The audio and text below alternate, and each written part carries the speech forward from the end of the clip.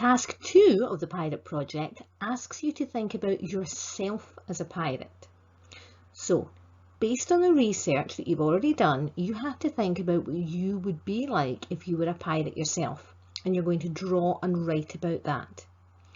So you should include your name and a portrait, that's a drawing, or a detailed description of you as a pirate.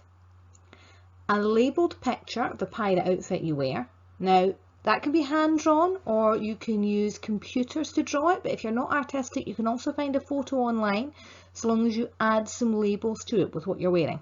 So again, you can be inventive here.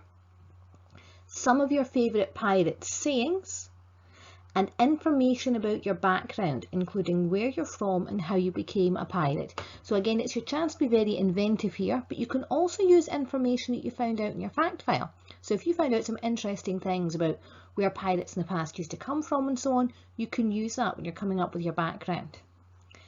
We want your writing to be in full sentences and paragraphs. That is important.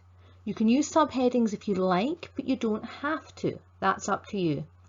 Do try to be as descriptive as possible. This is what's going to really bring your writing to life.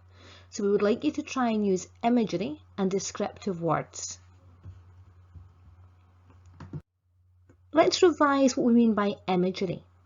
So the two main types of imagery are similes and metaphors, and you'll have talked about both of those with your English teacher already this year.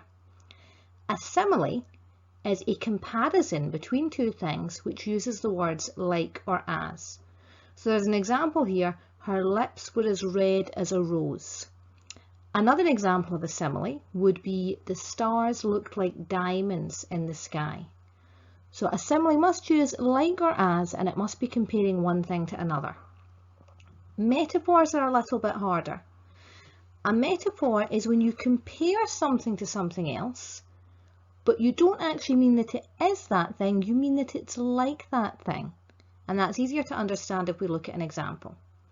So if we said, this room is a pigsty, the boy was a pig, you would understand that the person doesn't really mean that the boy's bedroom is a pigsty, they mean that it's untidy like a pigsty.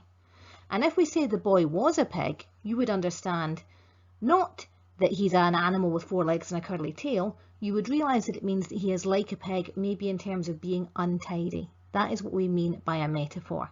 We actually use metaphors all the time, we just don't realise that we're doing it.